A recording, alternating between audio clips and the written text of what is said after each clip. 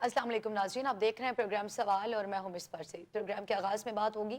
وزیر خزانہ محمد اورنگزیب نے آج ریٹیلرز کانفرنس سے خطاب کرتے ہوئے کہا کہ ملک جو ہے وہ ملکی معیشت جو ہے وہ درست سمت پر گامزن ہے۔ وزیر اعظم اور ان کی ٹیم معاشی استحکام کے لیے کام کر رہی ہے، معاشی استحکام کے لیے پرعزم ہے۔ رائٹ سائزنگ کے لیے مکمل پلان تیار کر لیا گیا ہے۔ ملک بے جا مراد کا متحمل نہیں ہو سکتا، اور انہوں نے جو ہے وہ اے آئی کی مدد سے ٹیکس بڑھانے کا بھی اعلان کیا ہے۔ اس پر بات ہوگی۔ اس کے ساتھ ساتھ جو ہے وہ لاہور کے میونسپل ہاسپٹل میں لفٹ گرنے سے 8 افراد زخمی ہوئے ہیں، 3 نرسز کی جو ٹانگیں ہیں وہ فریکچر ہوئی ہیں۔ مزید بات کریں تو اسلام آباد ہائی کورٹ کے 5 ججز نے جو ہے وہ سپریم کورٹ پہنچ گئے ہیں کہ جسٹس سرفراز کو بطور چیف جسٹس کام کرنے سے روکا جائے۔ پروگرام کے آخری سے میں ڈیبیٹ ہوگی۔ پاک ترک مشترکہ فوجی جو مشق ہے اتا ترک، وہ اختتام پذیر ہو چکی ہے۔ تمام تر موضوعات آج کی ڈیبیٹ کا حصہ ہوں گے، اور ان پر مدلل گفتگو کرنے کے لیے ہمیشہ کی طرح میرے ساتھ اسٹوڈیو میں موجود ہیں احسن ضیاء صاحب، سینئر اینالسٹ ہیں، قومی اور بین الاقوامی امور پر گہری نظر رکھتے ہیں۔ فرسٹ آف آل السلام علیکم احسن ضیاء صاحب۔ سب سے پہلے بات کریں گے، وزیر خزانہ محمد اورنگزیب نے آج ریٹیلرز کانفرنس سے جو خطاب کرتے ہوئے انہوں نے کہا کہ ملک کی جو معیشت ہے وہ درست سمت پر ہے، اور وزیر اعظم کی جو ٹیم ہے انہوں نے کہا کہ وہ معاشی استحکام کے لیے پرعزم ہے اور کام ہو رہا ہے۔ آپ سمجھتے ہیں کہ جو اس وقت معاشی ٹیم ہے وہ حقیقی معنوں میں کام کر رہی ہے اور عوام معاشی استحکام کی طرف ہم گامزن ہیں؟ دیکھیں اورنگزیب صاحب کی یہ بات مصباح کے معیشت درست سمت میں گامزن ہے۔ جی اب اس کا تو میں یہ نہیں کہہ سکتا کہ وہ درست سمت میں بھی گامزن ہے کہ نہیں ہے۔ بات یہاں پر یہ ہے کہ حکومت کی جو راہ ہے، جو راستہ ہے، وہ بنیادی طور پر زیادہ سے زیادہ جو ہے ٹیکس نیٹ ورک کو بڑھانا ہے۔ رائٹ۔ اور اس سے اہم کام جو اس سے بھی زیادہ امپورٹنٹ ہے وہ یہ ہے کہ کتنا زیادہ قرضہ جو ہے آپ لے سکتے ہیں آئی ایم ایف سے یا دیگر اداروں سے، اور یہ جو ٹیکس نیٹ ورک بڑھانا ہے جی اب اس کی وجہ سے ملک کی معیشت تو خیر میں نہیں کہتا، لیکن جو ایک عام آدمی کی حالت زار کا کیا بنتا ہے، اور اس کے علاوہ آپ کی بزنس کمیونٹی کی کیا صورتحال بنتی ہے، یہ تو ایک علیحدہ سی بحث ہے۔ اور اس کے اندر مجھے تو نہیں لگ رہا کہ پاکستان کی معیشت جو ہے درست سمت پہ ہے، لیکن ایک بات ضرور ہے کہ یہ سمت جو ہے یہ متعین جس طرح کی جا رہی ہے اس سے صرف یہ نظر آ رہا ہے کہ آنے والے دنوں کے اندر پاکستان کی معیشت کے اوپر غیر ملکی قرضے کا بوجھ جو ہے وہ مزید بڑھتا جائے گا، اور اس بڑھتے ہوئے مزید قرضے کی وجہ سے پاکستان کے چاہے کاروباری طبقہ ہے، پاکستان کی جو انڈسٹری ہے یا پاکستان کی عوام ہے، اس کے اوپر قرضوں کا بوجھ بڑھ جائے گا، ٹیکسوں کا بوجھ جو ہے وہ بڑھ جائے گا۔ صحیح۔ ابھی ریٹیلرز کو بلانے کا مقصد یہ ہے کہ انہیں یہ بتایا گیا ہے کہ جناب آپ کا جو حصہ ہے اکانومی کے اندر وہ تو کافی بڑا ہے، کوئی 19 پوائنٹ سے لگ بھگ بتایا جا رہا تھا جو میں نے پڑھا تھا، اگر میں غلط نہیں ہوں تو، لیکن وہ کہتے ہیں جی 1% آپ ٹیکس پے کر رہے ہیں۔ اچھا چلے ہم یہ بات مان بھی لیتے ہیں، ان کو ٹیکس بھی زیادہ دینا چاہیے، لیکن اس کے ساتھ ساتھ یہ جو مانا ہے اس وقت اورنگزیب صاحب نے، ان کا یہ کہنا ہے کہ جو سروسز ہیں، جو آپ کا وائٹ کالر طبقہ ہے، آپ کا نوکری پیشہ افراد ہیں، ان کے اوپر اور عام آدمی پر ٹیکسوں کا بوجھ جو ہے وہ غیر منصفانہ ہے۔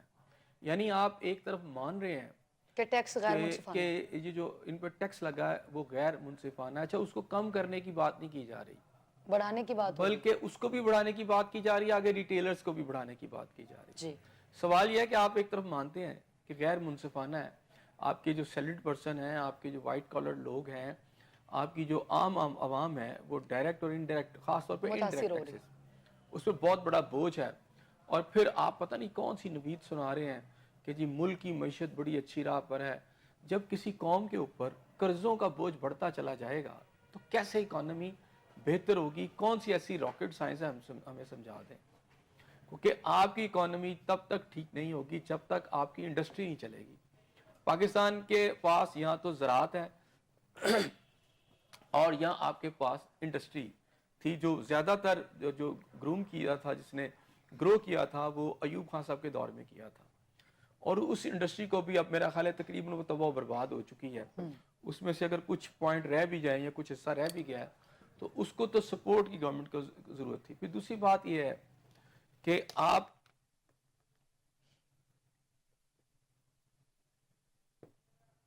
ٹیکسز کی اس شرح کی بات کرتے ہیں مثالیں آپ غیر ممالک کی دیتے ہیں, مغربی ممالک کی دیتے ہیں اور کہتے ہیں جناب وہاں بڑا ٹیکس کی شرح ہے, لیکن یہ نہیں بتاتے کہ وہاں لوگوں کا معیار زندگی کتنا بہتر ہے, صحیح. ان کی جو ماہانہ انکم ہے وہ کتنی ہے. تو اس حساب سے تو وہ گورنمنٹ ان سے ٹیکس لیتی ہے, اور پھر وہ ٹیکس لینے کے بعد اس عوام پر لگایا جاتا ہے, ان کی ایجوکیشن کے اوپر, ان کی ہیلتھ کے اوپر, ٹھیک ہے, اور ان کی سیکیورٹی کے اوپر. لیکن یہاں کیا ہے, کیا پاکستان کی جو عوام ہے, پاکستان کا جو تاجر ہے یا پاکستان کی ایون انڈسٹریلسٹ ہے, اس کی صحت پر, اس کی ایجوکیشن کے اوپر, ساروں کی بات کر رہا ہوں اس وقت میں, ان پر کتنے پیسے آپ لگاتے ہیں؟ صحیح. ٹھیک ہے. اور یہ جو آپ کا سارا ٹیکسز کا ایک نیٹ ورک ہے, وہ سارا کا سارا وہ آپ بیسکلی سک کر لیتے ہیں سب کی جیبوں سے, اور اس کے بعد خود کھا پی جاتے ہیں, آپ کی اولادیں کھا جاتی ہیں. رائٹ. ابھی ایک خود جو گورنمنٹ کے ایسا صاحب اگر گروتھ ریٹ جو ہے وہ کم ہو رہا ہو تو اس پہ وزیر اعظم صاحب کا یہ موقف ہو کہ ملک جو ہے وہ معاشی طور پہ مستحکم ہو گیا یا ترقی کی راہ پر گامزن ہے, اس کو آپ کیسے دیکھتے ہیں؟ لاسٹ ٹائم بھی وزیر اعظم صاحب خطاب کر رہے تھے تو انہوں نے کہا کہ ملک جو ہے وہ درست سمت پر گامزن ہے, معاشی طور پہ بہت مستحکم ہو چکا ہے. ایون کہ اگر اعداد و شمار ہم دیکھیں تو وہ یہ بتاتے ہیں کہ آپ کا جو گروتھ ریٹ ہے وہ کم ہو رہا ہے. دیکھیں, گروتھ ریٹ کم ہو رہا ہے اور اس کی وجوہات ذرا دیکھ لیں کہ سرکاری ہاں جی. ملکیتی ادارے جو ہیں, جی. یہ وزارت خزانہ کی رپورٹ ہے کہ 2024 اور 23 کے اندر جو ان کا جو خسارہ ہے یا مجموعی نقصان ہے وہ تقریباً 5,748 ارب روپے تک پہنچ گیا. اچھا. ٹھیک ہے. اور 2023-24 کی جو رپورٹ ہے اس وقت جو ان کے نقصانات تھے وہ گزشتہ مالی سال 851 ارب 37 کروڑ روپے کا اضافہ ہوا ہے. صحیح. ٹھیک ہے. تو آپ اندازہ کر لیں جہاں کھربوں روپے جو ہیں آپ کے سرکاری ادارے کھا رہے ہیں, ہاں. اس کا کیا مطلب ہے؟ اس کا مطلب یہ ہے کہ آپ کا پورا سرکاری نظام, آپ کی پوری مشینری, آپ کے جتنے بھی یہ جو بیکار کریسی ہے, ان کی قابلیت اتنی ہے جو اپنی تنخواہوں میں بیٹھے بیٹھے اضافہ کر لیتے ہیں. جیسے آپ نے دیکھا نیپرا والوں نے کیا, اس سے پہلے جس طرح ایف بی آر والوں نے لوٹ مار کی, اور اس طرح باقی پہلے ججز نے اپنے پیسے بڑھائے, اور باقی سب کا نام لیتے جائیں. اور پھر آپ کی بیوروکریسی جس طرح بیکار کریسی, جس طرح وہ شاہی خزانہ شاہانہ زندگی گزار رہے ہیں اور قومی خزانے کے اوپر. صحیح. تو یہ صورتحال ہمیں بتاتی ہے کہ پہلے ان کی جو رائٹ سائزنگ کی آپ بات کر رہے ہیں وہ رائٹ سائزنگ کریں تو صحیح. صحیح. مالیاتی اداروں کا, آپ کے سرکاری ادارے جو ہیں ان کی مالیاتی خسارے کا ایک طرف میرا خیال ہے اتنا جو نیچے والا طبقہ جو ملازم ہے وہ اتنا نہیں جتنا آپ کی ٹاپ کے اوپر جو بیوروکریسی بیٹھی ہوئی ہے وہ ہے. ان کے جو اللہ اور تللے ہیں, اور جس طرح وہ پرکس اینڈ پریویلیجز لے رہے ہیں, جی. اور پھر سرکاری اداروں کو دیکھیں انہی کو فال بنایا جا سکتا ہے. بالکل. اور بندے نکال دینا یہ کوئی میرا خیال عقل مندی والی بات نہیں ہے. اور اداروں کی جو پرفارمنس ہے اگر آپ اس کو بہتر نہیں کر سکتے, یہ گورنمنٹ تو پھر نااہل لوگ ہیں نا یہ. جی. اس میں اگر بھرتیاں کی جاتی ہیں تو وہ کون کرتا ہے؟ یہی حکومتیں آگے کرتی ہیں. کبھی پاکستان پیپلز پارٹی کے دور میں بھرتیاں ہوئیں, کبھی PMLN کے دور میں, ہر دور میں بڑھتی ہوئی میرٹ کی خلاف ورزی کر کے نا. یہ بھرتیاں بھی تو آپ لوگوں نے خود کی, اور اس میں میرٹ کی خلاف ورزی ہوئی. میرٹ کی خلاف ورزی کر, یہ میرٹ پہ آپ لوگ لگاتے, وہ صحیح کام کرتے تو یہ ادارے ترقی کرتے. اور آج بھی ادارے ترقی کر سکیں. دیکھیں کسی بھی ادارے کی ترقی کا معیار پتہ کیا ہے؟ مجھے ایک سادہ سا آدمی تھا, اس نے سمجھایا, اچھا. اور بڑی عام سی بات ہے. اس نے کہا جب آپ سمجھ لیں کہ اداروں سے لوگ نکالے جا رہے ہیں تو اس کا مطلب ہے وہ نقصان میں ہے, وہ کام نہیں کر رہے. اور اگر ادارے ترقی کر رہے ہیں تو اس کا مطلب ہے وہاں اور ملازمتیں نکل رہی ہیں, لوگ اور آ رہے ہیں. اس کا مطلب ہے ہمارے ملک کے اندر کوئی بھی ادارہ جو ہے وہ ترقی کر ہی نہیں رہا.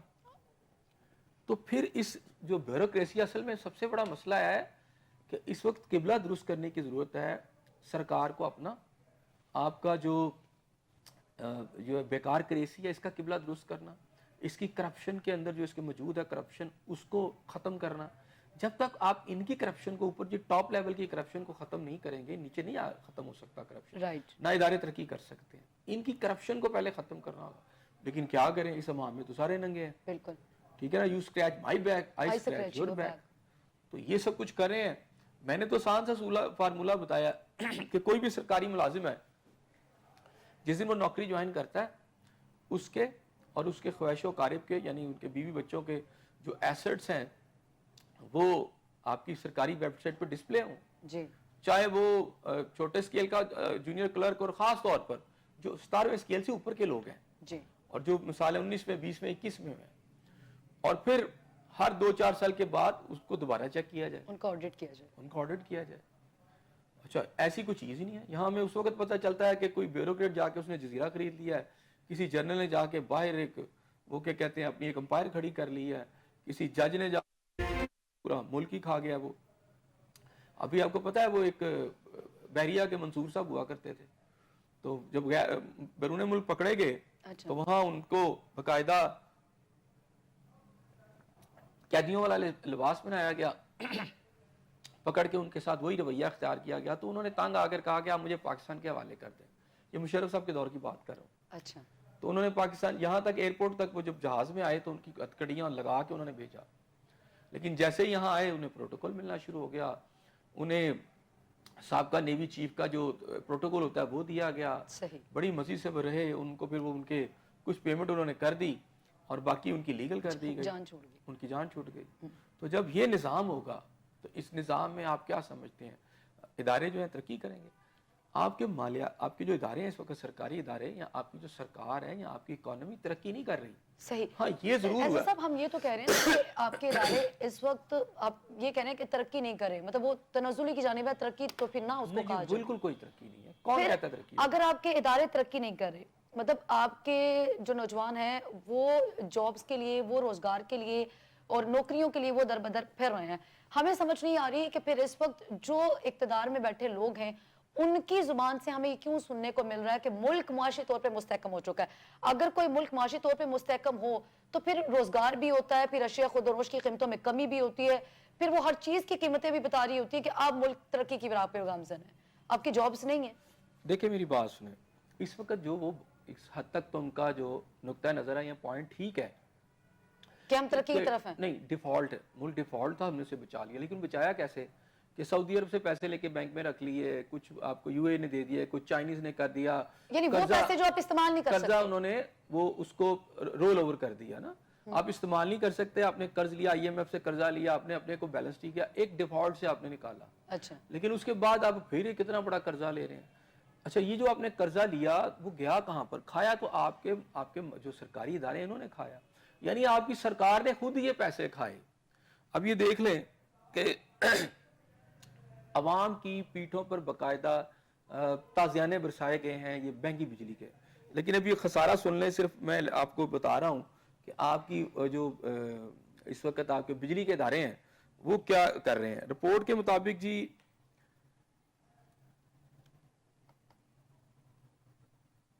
این ایچ اے کا نقصان سب سے زیادہ 295 ارب 58 کروڑ روپے رہا, کیسکو 120 ارب روپے اور 45 کروڑ روپے, اور پیسکو 88 ارب روپے 72 کروڑ روپے. اچھا جی پی آئی کا خسارہ 73 ارب روپے. پاکستان ریلویز کا جو نقصان ہے 51 ارب روپے, اور سیپکو کا نقصان 37 ارب روپے, اسی طرح لیسکو 34 ارب روپے, سٹیل مل 31 ارب روپے, اور ہیسکو نے 22 ارب روپے, اور آئسکو 15 ارب روپے, اور پاکستان پوسٹ آفس نے 13 ارب 45 کروڑ روپے. ٹھیک ہے, یہ ابھی میں نے چھوٹے چھوٹے موٹے موٹے ادارے بتائے ہیں جو خسارے بجلی کے بھی دیگر ادارے بھی, یعنی اربوں خربوں روپے کا نا آپ دیکھیں خسارہ ہے. تو ان اداروں کو کون چلا رہا ہے؟ یہ گورنمنٹ کے انڈر ہے نا. ان اداروں کو یہ گورنمنٹ چلا رہی ہے, ان اداروں کو یہ سرکاری مشینری چلا رہی ہے. اس میں عوام کا کیا قصور ہے؟ عوام کا کیا رول ہے اس کے اندر؟ خسارے یہ کر رہے ہیں, لوٹ مار یہ کر رہے ہیں. ظاہری بات ہے یہ خساروں کی بڑی وجہ کرپشن ہے کہ جو پیسے بھی یہاں آتے ہیں وہ صحیح طریقے سے نہیں لگائے جاتے, ان سے جو حاصل ہوتا ہے اس کو برباد کیا جاتا ہے, کھایا جاتا ہے, اور کوئی چیک اینڈ بیلنس نہیں ہے. صحیح. اب اس کے نتیجے میں آپ ان اداروں کو بیچنے کی بات کرتے ہیں, یہ بھی ایک بڑی پلاننگ ہے. یعنی پی آئی اے کبھی ترقی میں تھا, آج نہیں ہے, تو اس کا کیا مطلب ہے؟ ادارے خسارے میں ہے نا, تو اس کا مطلب کرپشن ہے. آپ کے اداروں مطلب کرپشن ہے, جو بیوروکریسی بیٹھی ہوئی ہے وہ صحیح کام نہیں کر رہی, بیکار کریسی. تو یہاں آڈٹ کر کے اکاؤنٹیبلٹی کر کے ان اداروں میں جو ماضی میں افسران رہے ہیں ان کی کرپشن کا سراغ لگانے کی ضرورت ہے. دیکھنا چاہیے کہ کس ادارے کے ہیڈ نے ان کے سارے ریکارڈ نکالے نا, تو آپ کو پتہ چلے گا اربوں روپے کی کرپشن ہے, جس کی بنیاد پر جو آپ کو پتہ چلتا ہے نا کہ برٹن کے اندر بے شمار پراپرٹی بن گئی ہے, سوئٹزرلینڈ میں پراپرٹی بن گئی ہے, دبئی میں آپ کے سامنے پچھلے دنوں جو کیسز نکلے ہیں، یہ سارے یہ افسران ہیں، اسی طرح کھاتے ہیں اس قوم کو. لیکن اس کا بوجھ کیا ہے؟ عوام پہ. عوام پہ ہے کہ جی آپ پے کریں. صحیح. آپ اپنے ریٹیلرز کو کہہ رہے ہیں، ریٹیلر سے میں ہونا چاہیے، میں یہ نہیں کہہ رہا ٹھیک ہے، لیکن دیکھیں آپ نے اگر ان سے وہ پیسے لینے ہیں تو ان کی فلاح پہ بھی لگائیں، بالکل. کاروبار کی ترقی پہ بھی لگائیں. ان کو فائدہ کیا آپ دے رہے ہیں، یہ ایک سوال ہے. صحیح. آگے بڑھیں گے. ایسا صاحب، اسلام آباد ہائی کورٹ کے 5 ججز جو ہیں وہ سپریم کورٹ پہنچ گئے ہیں اور جسٹس سرفراز کو بطور چیف جسٹس کام کرنے سے روکا جائے، یہ ان کا جو ہے وہ بیانیہ کا نقطہ ہے. کیسے دیکھتے ہیں آپ اس کو؟ میرا خیال ہے کہ یہ صورتحال بگڑتی جا رہی ہے مزید. اب ججز کی. سپریم کورٹ، ہاں جی بالکل. ایک تو میرا خیال ہے کہ یہ جو ججز کو لگانے کا جو سلسلہ ہے، ان کی ترقیوں کا جو سلسلہ ہے، اس میں ایک رفٹ سا پیدا ہو گیا ہے. اچھا. اور 5 ججز کا چلے جانا اٹ مینس کہ بات کوئی اتنی آسان بھی نہیں ہے، بات خاصی مشکل ہو چکی ہے خود سپریم کورٹ کے اندر بھی. تو اب 5 ججز اگرچہ کہ انسانوں کی جو کیس تھا اس کو ڈسمس کیا تھا سابقہ چیف جسٹس اسلام آباد ہائی کورٹ نے، اور انہوں نے ان کے حق میں فیصلہ نہیں دیا تھا، اور جس کے بعد یہ اب جو ہیں چلے گئے ہیں اسلام آباد ہائی کورٹ، سپریم کورٹ میں چلے گئے ہیں. تو جب وہ سپریم کورٹ میں چلے گئے ہیں تو اب کیس ڈیفینیٹلی سپریم کورٹ نے سننا ہے اور اس کا کوئی نہ کوئی فیصلہ کرنا ہے. اور اس کے اوپر آپ دیکھیں کہ بکلا برادری بھی تقسیم میں ہے. اچھا. پچھلے دنوں بکلا نے جو احتجاج کیا اور ایک ایسی سچویشن بنی کہ ایسے لگ رہا تھا کہ وہ موومنٹ بنے گی، اگرچہ وہ بنی تو نہیں، لیکن وہ بھی اسی کے 26ویں آئینی ترمیم اور اس کے بعد یہ ساری سچویشن یہ سمجھے کہ تھوڑی سی منگل اپ ہوئی تھی، اسی کے اندر یہ سب کچھ چل رہا ہے. تو رفٹ ہے. ابھی دیکھتے ہیں کہ کس طرح ایک تو دیکھیں نا 26ویں آئینی ترمیم، پھر پروموشنز کا ایشو اور باقی سارے ایشو جو اس وقت ٹیک اپ ہو رہے ہیں، وہ زیادہ تر عدلیہ کی آپس کے اندر کی لڑائی ہے. اچھا، ایک نازک صورتحال ہے اس وقت عدلیہ کے درمیان، ججز کے درمیان، آپ سمجھتے ہیں؟ ہاں میرا خیال ہے بہت ساری چیزیں سیٹل ہو رہی ہیں، انہوں نے نیا رخ اختیار کرنا ہے. اچھا. اب ظاہری بات ہے جب سے 26ویں آئینی ترمیم ہوئی ہے، عدلیہ کے اندر اصلاحات ہو رہی ہیں، تو اس کے مطابق چیزوں نے چلنا ہے. لیکن میرا خیال ہے پچھلے دنوں ایک بات کی گئی تھی، وہ شاید مجھے لگتا ہے ٹھیک ہے. اچھا. وہ بتایا گیا تھا کہ عدلیہ جو ہے، جو کہ بندیال صاحب کے دور میں تھی، اب اس کا چونکہ اصلاحات ہو رہی ہیں تو قبلہ درست کرنا ہے، تو بہت سارے ایسے ججز جنہوں نے کچھ خاص سائڈز لی ہوئی تھی اب انہیں بدلنا یا تو پڑے گا، اور یا پھر یہ ہے کہ وہ پھر اس سے باہر ہو جائیں گے. اچھا، آپ سمجھتے ہیں کہ عدلیہ میں یا ججز میں جو اس وقت جو رفٹ نظر آ رہا ہے وہ بندیال صاحب کے اس دور میں پارٹی سسٹم کی وجہ سے ہے؟ جی بالکل نا. دیکھیں بندیال کے دور کے اندر باقاعدہ طور پر سائڈز لی گئیں، اور اس سے پہلے میں چلا جاؤں جب نواز شریف صاحب کی گورنمنٹ گئی تو میرا خیال ہے اب تو وہ اوپن سیکرٹ ہے، خود تو ابھی یہ پی ٹی آئی کے کچھ لوگ کہہ رہے ہیں، بتا رہے ہیں کہ یہ سب کچھ ہوا تھا اور اسی طرح کیا گیا. ابھی پی ٹی آئی کے لوگ ہیں، ان کے سابقہ سٹالورٹ ہیں، بڑے قریبی ساتھی ہیں اسد صاحب، جنہوں نے بڑی ڈیٹیل سے بتایا کہ نواز شریف کی حکومت کو غلط طریقے سے ہٹایا گیا تھا اور اس کے اندر عدلیہ کے ججز شامل تھے. یہ بات تو اب ان کے ساتھی کہہ رہے ہیں. اچھا. تو تھوڑا مان تو رہے ہیں. اچھا، جب سے یہ سارا سلسلہ چلا اس کا امپیکٹ آیا، اب اس کا ریورس لگ رہا ہے. اچھا.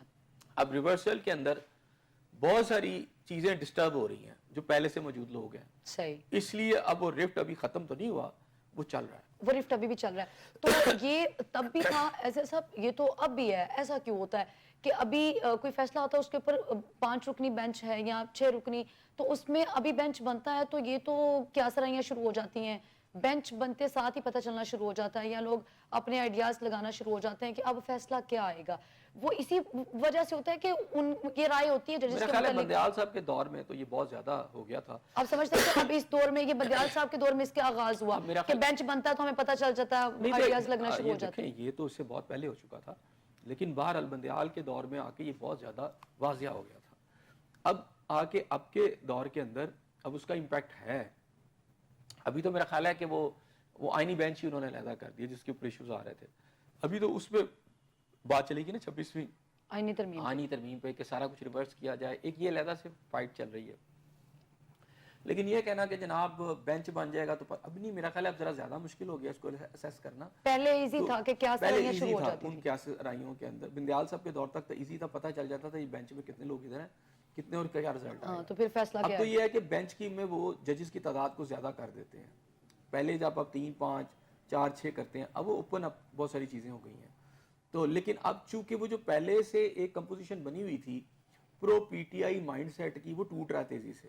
چونکہ وہ ٹوٹ رہا ہے, اس دور میں بنا تھا یہ نواز شریف صاحب کی حکومت نکالے جانے سے, ویسے تو پہلے سے ہی ہے لیکن اس دور میں بہت زیادہ ہوا اور وہ سارا فلو کرتا ہوا اب آیا, اب اس کو ریورس لگ رہی ہے, تو اس لیے زیادہ فیل ہو رہا ہے. اچھا صحیح ہو گیا. آپ نے کہا کہ وکلا برادری جو ہے نا وہ بھی اس معاملے میں تقسیم ہوتی ہوئی نظر آ رہی ہے, یا وکلا برادری بھی کئی دھڑوں میں تقسیم ہے. تو وہ یہ جو کہا جا رہا تھا کہ وکلا کوئی تحریک اپنی شروع کر سکتے ہیں, آپ سمجھتے ہیں کہ اگر وہ ہے ہی دڑے بندی کا شکار تو پھر کسی قسم کی کوئی تحریک وہ شروع کرنے کا اندیا نہیں دے مجھے رہے؟ نہیں لگ رہا کہ کوئی تحریک وکلا کے لیول پر نیشنل لیول پہ ہوگی. چھوٹی موٹی وہ کیا کہتے ہیں ڈھول باجا بجتا رہے گا, لیکن بڑی سطح پر کوئی تحریک چلانا یہ ممکن نہیں ہے. اس وقت ممکن نہیں ہے یا ایسا ہوتا ہوا نظر بھی نہیں آ رہا؟ ایسا ہوتا ہوا نظر بھی نہیں آ رہا نا. ڈویژن ہے اس وقت ملک کے اندر, ایک نظریاتی طور پر بھی بہت بڑی ڈویژن ہے, اور حکومتی لیول پہ بھی ایک ڈویژن ہے, سیاسی لیول پہ بھی ڈویژن ہے, عدلیہ کے لیول پہ بھی ڈویژنز ہے. جب اس بڑی سطح پر ڈویژنز ہو جائیں تو پھر ملک گیر تحریک نہیں چلا کرتی. اچھا ہاں, اور پھر دوسری بات ہوتی ہے کہ آپ کا موقف کیا ہے, دیٹ از مور امپورٹنٹ, کہ جو موقف ہوگا تو وہ, اور اگر وہ ملک و قوم کی سمجھے کہ مسائل کی طرف زیادہ قربت رکھتا ہوگا تو اس پہ بڑا آپ دیکھیں گے کہ ایکشن ہو جائے گا, عوام نکل بھی آئے گی. لیکن عوام کے لیے کوئی نہیں سوچ رہا. صحیح. عوام جس نے سڑکوں پر آنا ہے وہ اس لیے نہیں آ رہی کہ اگر پی ٹی آئی کے دور میں جب انہیں گورنمنٹ ملی تھی تو بندہ پوچھے کہ انہوں نے کیا کیا تھا. بھی 4 سال کی حکومت بہت زیادہ ہوتی ہے, بڑا ٹائم ہوتا ہے. آج اب ان کے اپنے لوگ کہہ رہے ہیں کہ بھی 4 سال خان صاحب کو ملے تو خان صاحب نے کیا کیا, ان کے اپنے پی ٹی آئی کے لوگ یہ کہہ رہے ہیں نا. خان صاحب کا مسئلہ کیا تھا, جب وہ پہلی دفعہ آئے لوگ ساتھ چل پڑے, موومنٹ بن گئی کہ انہوں نے کہا میں آ کے ٹھیک کروں گا. وہ آئے نہیں ٹھیک کیا تو ڈویژن ہو گئی کہ یار یہ بھی آئے, انہوں نے بھی کچھ نہیں کیا. اور انہوں نے یہاں تک کہا کہ میں حکومت چھوڑ دوں گا اگر میں نہ کر سکا, اگر ہم ڈیلیور نہ کر سکے چھوڑ دوں گا, لیکن نہیں چھوڑی. ٹھیک ہے, اور جب ہوئی تو اس کے بعد میں اس میں جانے کے لیے تل ملا رہے ہیں کسی طریقے سے میں باہر آؤں. بات یہ ہے کہ اگر آپ نے ڈیلیور کیا ہوتا تو پھر قوم بھی آپ کے ساتھ کھڑی ہوتی. آپ تو آج کی ڈیٹ تک کہتے ہیں مجھے بس باہر نکال لو. صحیح. تو ایسا صاحب اگر حکومتوں نے ڈیلیور کیا ہو تو پھر وہی بات آ جاتی ہے. ابھی کچھ دیر پہلے ہم اسی پہ ڈیبیٹ کر رہے تھے, چونکہ ادارے خسارے میں ہیں, معاشی طور پہ ہم مستحکم نہیں ہیں, تو پھر اگر حکومت ڈیلیور کر لے تو پھر تو یہ والے معاملات ہی نہ ہو. ابھی بھی تو یہی سسٹم چل رہا نا کہ گورنمنٹ ڈیلیور اس طرح نہیں کر رہی جس طرح اس کو کرنا چاہیے. وہ وعدے, وہ نعرے, وہ دعوے جو ہمیں پہلے سننے کو لیکن اس میں تھوڑا سا فرق ہے نا. فرق یہ ہے کہ وہ کہتے ہیں کہ جی ہم ڈیلیور کر رہے ہیں, لیکن جتنا وہ دعویٰ کر رہے ہیں اتنا بڑا وہ ڈیلیور کر نہیں رہے. صحیح. اور دوسری بات ہے کہ ابھی تک یہ سمجھے کہ یہ مصنوعی قسم کا ایک آرٹیفیشل انہوں نے بہتری پیدا کیا, آرٹیفیشل غیر ملکی قرضوں کے شکل میں لا کر تو خود کو تھوڑا سا بیلنس کیا, اور قرضوں سے تھوڑا سا وہ کیا کہتے ہیں ان کو آگے بڑھا دیا ہے, ری شیڈولنگ کرا لی ہے قرضوں کی. وہ اکانومی کے اوپر پاکستان کی جو خزانے پہ ایک پریشر تھا اس کو وقتی طور پر انہوں نے جو ہے اسے روک لیا ہے, پلگ کر لیا. لیکن مسئلہ کیا ہے کہ جب آپ مزید آئی ایم ایف سے قرضہ لیتے چلے جائیں گے اور آپ اپنی انڈسٹری کو ٹھیک نہیں کریں گے, آپ کو یہ 3-4 سال نکال لیں گے شاید بڑے اچھے طریقے سے, لیکن اس قوم کے اگلے کئی دہائیاں جو ہیں اس میں وہ پھنس جائیں گی. تو آپ سب کچھ اچھا ہے وہ قرضوں پہ کر رہے ہیں, تو آپ کی اپنی انڈسٹری کہیں کھڑی نہیں ہو پا رہی. سال آپ کے پاس ہو گیا ہے, آپ بجلی کی قیمتیں کہتے ہیں ہم کم کریں گے, تھوڑی سی کی ہیں آپ نے, میں یہ نہیں کہہ رہا کہ نہیں کی, پیٹرول کی قیمتیں بھی کچھ کم ہوئی ہیں لیکن اس سے پہلے کہیں زیادہ بڑھائی جا چکی ہیں. اور ایسا ظالمانہ انداز سے سلیب سسٹم ہے پاکستان میں, دنیا میں کہیں نہیں ہے جی جو پاکستان میں ہے. دیکھیں نا, آپ 100 یونٹ چلائیں, آپ 200 چلائیں, آپ 300 چلائیں, اچھا مختلف سلیبز ہیں, جبکہ دنیا میں ایک ہی قیمت آپ نے بنائی ہے. اچھا ایک تو آپ نے پہلے یہاں پہ کمرشل کا ریٹ علیحدہ ہے, گھریلو صارفین کے لیے علیحدہ ہے. اچھا پھر اس سے اوپر آپ نے سلیبز بنا دی. بھئی آپ نے تو پروڈکشن کی, آپ کو تو کچھ ایک ہی پیسہ پڑ, جتنے میں آپ کو کاسٹ پڑی وہی کاسٹ ہے نا آپ کی, تو اس کاسٹ کی مختلف قیمتیں کیوں ہیں. ٹھیک ہے. دوسری بات یہ ہے کہ اس وقت آپ تو یہ صورتحال ہے کہ آپ نے کچھ رکھے تھے پروٹیکٹڈ لوگ 200 یونٹ والے. اب اگر کسی کا تھوڑا سا بھی اوپر چلا گیا 1-2 مہینے, تو جب تک وہ 6 ماہ اگلے وہ 200 میں نہیں آئیں گے, واپس لیں گے, آپ اس کو ریٹ لگائیں گے اوپر کا. یعنی اگر فرض کیا وہ یونٹ ہے 200 سے نیچے جتنے کا بھی, وہ 3 گنا پہ زیادہ پہ آپ اس کو دے رہے ہیں کہ نہیں جی وہ 2-6 مہینے آپ وہ انتظار کریں. جیب میں جو ہے پیسے نکالے جا رہے ہیں. تو یہ جو طریقہ ہے کہ عام آدمی کو آپ جو دعویٰ کرتے ہیں, آپ یہ دعویٰ نہ کریں صحیح کہ ہم نے عوام کو ریلیف دیا. اب یہ دعویٰ نہ کریں کہ ہم نے اکانومی کو بہتر بنا لیا. کوئی اکانومی کو بہتر آپ نے نہیں بنایا. یہ تو اکانومی کو اتنی اگر آپ کی بہتری ہو تو پھر تو وہ نظر بھی آئے. آگے بڑھیں گے. ایسا صاحب لاہور کے میو اسپتال میں جو ہے وہ لفٹ گر گئی ہے, 8 افراد زخمی ہوئے ہیں, 3 نرسز جو ہیں وہ بھی ان کی ٹانگیں فریکچر ہوئی ہیں.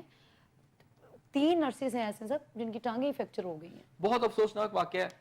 یہ بتاتا ہے کہ ہمارے اداروں کے اندر یہ صورتحال حکومتی جو آپ کے جو لوگ ہیں, افسران ہیں یا آپ کی حکومت کے جو لوگ ہیں, جتنا مرضی دعویٰ کر لیں, لیکن نیچے جو کچھ ہو رہا ہے, کرپشن کی جو گنگا بہہ رہی ہے, اس کے یہ نتائج جو ہیں کہ جب بھی کبھی ہاسپٹلس کے اندر اس طرح کے تعمیراتی کام ہوتے ہیں, لفٹیں لگتی ہیں, اور یہ لفٹ کچھ عرصہ قبل ہی لگی ہے, اس کا خراب ہو جانا, اس کا گر جانا, اس کو کچھ ہو جانا. تو اچھا یہ میں ہاسپٹل کی لفٹ یہ آج سے نہیں ہے, مجھے یاد ہے کہ میں وزیر اعلیٰ پنجاب اس وقت شہباز شریف صاحب ہوا کرتے تھے, تو اس لفٹ کے اندر جب جانے لگے نا یہاں پر, جب یہ لگائی گئی نہیں, تو میں نے ان سے کہا وہ پرانی سی لفٹ لگی ہوتی تھی, تو میں نے میاں صاحب سے کہا, میں کہ میاں صاحب اس لفٹ کی حالت دیکھیں ذرا. اچھا وہ تبدیل کی گئی, پھر اسی طرح پھر یہ خراب ہو گئی, پھر اب یہ تبدیل کی گئی, نہیں لگائی گئی. لیکن کیا ہے کہ سب سٹینڈرڈ مٹیریل اور کرپشن, اس کی وجہ سے ہسپتالوں کے اندر اگر یہ واقعات ہو رہے ہیں تو شرمناک ہے. پنجاب کے ہیلتھ منسٹر کے اوپر, خواجہ برادران کے اوپر, کہ دعوے اتنے بڑے بڑے ہیں ان کے کہ جی ہسپتالوں کی حالت زار ہم بڑی ٹھیک کر رہے ہیں. اب وہ خواجہ عمران نذیر صاحب ہوں یا اور کوئی خواجہ ہو, سب کے لیے لمحہ فکری ہے, افسوسناک ہے, اور ان کے چہروں پر واقعی عرق ندامت ہونی چاہیے. اس سے پہلے آپ نے دیکھا کہ سروسز ہاسپٹل کے اندر کیا ہوا تھا, ٹھیک ہے نا, اور وہاں پورا ایک عمارت ہی گر گئی تھی. اور اس سے پہلے اور بھی ہاسپٹلز میں کہیں برسات میں دیکھیں آپ کے ہاسپٹلز میں کیا صورتحال ہوتی ہے, پانی سے بھر جاتے ہیں, آگ کے واقعات لگنے کے ہو چکے ہیں, عمارت کے گرنے کے واقعات ہو چکے ہیں, ادویات کے وہاں پہ بڑے فراڈ جو ہیں سامنے آ چکے ہیں. لیکن باوجود اس دعووں کے کہ جناب ہم نے حالات بڑے اچھے کر لیے ہیں, اگر ہسپتالوں کی دیکھیں مشینری, اکثر آپ دیکھیں نا سرکاری ہسپتالوں میں تو مشینریاں ویسے ٹھیک نہیں ہوتی. ہاں بالکل ٹھیک ہے, ان سے پوچھا جائے تو پتہ چلتا ہے 2-2 سال بند ہیں. اچھا ان کے اسی لیے پرائیویٹ ہسپتالوں کی مشینریاں بھی چلتی ہیں, مہنگے ٹیسٹ بھی وہاں پر ہوتے ہیں. سرکاری ہاسپٹل کے اندر بیٹھ کے ڈاکٹر جو ہیں, کبھی آپ صبح چلے جائیں نا 9-10 بجے کے, ہاں جی, آپ کو ہر سرکاری ہسپتالوں میں جو ادویات کے جو نمائندے ہوتے ہیں کمپنیوں کے, وہاں پہنچے ہوتے ہیں, اور وہ ڈاکٹروں کو مختلف قسم کی لالچ دیتے ہیں, باہر کے دوروں کی, گھروں میں اے سی لگانے کی, ان کو گاڑیاں دینے کی, اور پھر اس کے نتیجے میں وہ لوگوں کو باہر لکھ کے ٹیسٹ بھی دیتے ہیں, میڈیسن بھی دیتے ہیں, پھر ان کو اپنے پرائیویٹ میں, آؤٹ ڈور میں یہ خاص طور پر ہوتا ہے, پرائیویٹ کلینکس پہ بلا لیتے ہیں, اور پھر یہ لوگ ابھی تک جا کے وہاں پر جا کے راؤنڈز بھی کرتے ہیں, وہاں بھی اپنی سروس دیتے ہیں. تو حکومت نے بہت سارے بنائے بھی ہیں قوانین, لیکن کوئی اس پہ عمل درآمد نہیں ہے. تو خواجہ برادران سے اگر آپ ملیں تو ایسا سب جس غریب کے پاس پرائیویٹ علاج کی سکت تو نہیں ہے, وہ گورنمنٹ ہاسپٹلز میں جاتا ہے, اور وہاں پہ مشینری نہیں ہے, ادویات کی اس طرح کی سہولیات نہیں ہے, چونکہ عوام کے ٹیکس کا پیسہ ہے, لیکن عوام اپنا علاج بھی اس طرح نہیں کروا پاتی, اور پھر اس کے بعد پرائیویٹ ہاسپٹل کے لیے اس کے بعد علاج کی سکت بھی نہیں. اب دیکھیں نا نرسوں کے ساتھ کیا, ان کا کیا قصور ہے, وہ تو علاج کرنے کے لیے گئی تھیں وہاں پہ. ہاں جی, اور وہ ان کی ٹانگیں بھی فریکچر ہو چکی ہیں, اور 8-9 بندوں کا اس طرح بری طرح زخمی ہو جانا, پوری لفٹ کا گر جانا, یہ تو شکر کریں کسی کی جان نہیں چلی گئی. بالکل, اگر ہو بھی جاتی تو کسی کے کان پر کیا جوں نہیں تھی, انہیں کہتا حادثہ ہو گیا. بالکل حادثہ. جس بندے نے یہ لفٹ لگائی ہے وہ آج گرفتار کیوں نہیں ہوا, جو اس وقت ایم ایس تھا وہ کیوں نہیں پکڑا گیا. تو ایسے سب اس سے قبل ہم نے دیکھا ایک ہاسپٹل کی چھت گر گئی تھی, اس کے اوپر بھی ہم نے یہ دیکھا تو کوئی ایک رپورٹ کہا گیا کہ اس کے اوپر کوئی تحقیقاتی رپورٹ بنائی جائے, اور پھر جس کا یہ وہ ہوگا اس احتساب کے کڑے میں, وہ کچھ بھی نہیں ہوا. کوئی چلڈرن ہاسپٹل میں واقعات ہوئے ہیں, جنرل ہاسپٹل میں واقعات ہوئے ہیں, سروسز میں واقعات ہوئے ہیں, ہر جگہ یہ واقعات ہو رہے ہیں. ٹھیک ہے, اور یہ میو ہاسپٹل میں یہ واقعہ ہونا تو یہ چاہیے تھا, کوئی اور ملک ہوتا تو دیکھیں وہاں پوری مشینری ہل جاتی, تو یہاں انہوں نے لائٹلی لیا. آج کی ڈیٹ تک وہ جو بھی ٹھیکیدار تھا, جو ایم ایس تھا, اس وقت کا جو وزیر تھا, اس کو بھی گرفتار ہونا چاہیے. بالکل, کیسے ہوا یہ سب کچھ؟ ریلوے ٹرین کے حادثات ہو جاتے ہیں ایسے سب, اس میں وزیر ریلوے صاحب کہہ رہے ہوتے ہیں کہ اس میں ہمارا تو کوئی قصور نہیں ہے. تو جب تک یہ نہیں ہوں گے بڑے ایکشن, تب تک یہ کام ہوتے رہیں گے. ناقص مٹیریل, ٹھیکیداروں اور لوگ اپنی جانوں پر, یہ جو کرپشن ہے, یہ بدعمالیاں لوگوں کی جانوں پر پڑتی ہیں. تو ایسا سب یہ ٹھیکیداروں کی کرپشن ہے, ناقص مٹیریل ہے, تو اس میں دیکھیں ان کو, میں تو سمجھتا ہوں کہ یہ واقعات جو ہوتے ہیں نا, ان کو کبھی حادثے کی ان پر ایف آئی آر درج نہیں ہونی چاہیے. یہ قتل ہے, کرپشن کر کے یہ قتل کرتے ہیں لوگوں کا. جو بندہ کوئی سڑک ٹھیک نہیں بنا کے جاتا, جو کوئی عمارت ٹھیک نہیں بنا کے جاتا, اور پھر یہ ایسی عمارتیں جہاں عوام جو ہے ان کا اتنی بڑی تعداد آتی ہے اپنے علاج کے لیے, ان کے ساتھ اگر اس طرح ہو رہا ہے تو اب یہ میں تو اس کے اوپر سوالیہ کیا کہوں, نشان ہے. اور بہت بڑا سوالیہ اس پہ نشان ہے. یہ تو ہم کہہ رہے ہوتے ہیں ایسے صاحب, یہ بھی کہا جاتا ہے اس پہ تحقیقات ہو جائے گی, رپورٹ پیش کر دی جائے گی, ہوتا کچھ بھی نہیں ہے. تو اسی لیے نظام ٹھیک نہیں ہو رہا. آگے بڑھیں گے, پاک ترک تعلقات کی بات کریں گے. مشترکہ فوجی مشق ادا ترک جو ہے وہ اختتام پذیر ہو گئی ہے. کیسے دیکھ رہے ہیں آپ پاک ترک تعلقات کو؟ یہ میں سمجھتا ہوں کہ ایک بہت اچھا امن بھی ہے. اچھا. اور دوسری بات یہ ہے مصباح کہ میں نے آپ کو اس دن بھی کہا تھا کہ ترکی اور پاکستان ویسے تو بہت ہی قریب رہے ہیں. پاکستان ان کے بڑے ہمارے مذہبی بھی ہمارے وابستگی ہے, بڑی پرانی وابستگی ہے, اور دلی پیار ہے ایک دوسرے کے ساتھ, لیکن اب یہ زیادہ کلوز ہوتے جا رہے ہیں. خاص طور پر اس وقت جو گورنمنٹ ہے, میاں شہباز شریف صاحب وزیر اعظم پاکستان ہیں, اور وہاں پر جو ہے ساری قیادت بیٹھی ہوئی, ان کے خاص تعلقات بھی ہیں, اور پی ٹی آئی کے دور سے ہٹ کر یہ زیادہ گہرے تعلقات ہیں, اور ان تعلقات کو مزید بڑھایا جا رہا ہے. اور پھر میں نے آپ سے اس دن بھی کہا تھا اصل کہانی ہے ڈیفنس کے اندر جو ہے وہ تھوڑا سا, اور سیکیورٹی کے معاملات میں یہ دونوں ملک جو ہیں زیادہ قریب آ رہے ہیں. پچھلے پروگرام میں نے ذکر کیا تھا, اور اب یہ ثبوت ہے, یہ مشقیں اس بات کی کہ پاکستانی فوج اور ترکی کی فوج کٹھی اگر مشقیں کر رہی ہے تو ہمارے جو ریلیشن ہیں ڈیفنس کے حوالے سے اور ہمارے سیکیورٹی کے معاملات مزید قریب آ رہے ہیں. اور یہ کس تناظر میں آ رہے ہیں؟ یہ جو مڈل ایسٹ میں ایک آگ لگی ہوئی ہے, جو غزہ میں جو کچھ ہو چکا ہے, اور جس طرح اسرائیل دھمکیاں دے رہا ہے باقی ممالک کو, اور جس طرح امریکہ کود آیا کہ جی غزہ کے اوپر ہم کنٹرول حاصل کر لیں گے, آنے والی جو سچویشن نظر آ رہی ہے ترکی کو بھی, اور میرا خیال ہے ترکی کو بھی سمجھ آ گئی کہ پاکستان کو ہمیں کلوزلی ساتھ لے کر چلنا پڑے گا. اور ان کے ساتھ جو سیکیورٹی ہے یا ڈیفنس کے اندر جو ٹریننگ ہے یا ایک دوسرے کی تجربات سے فائدہ اٹھایا جا سکتا ہے, ہمیں اسے مزید ایک دوسرے سے فائدہ اٹھایا جانا چاہیے. تو میرا خیال ہے دونوں کی جو قیادت ہے عسکری ہے یا پولیٹیکل قیادت ہے وہ بہت سیریس ہے ان معاملات میں.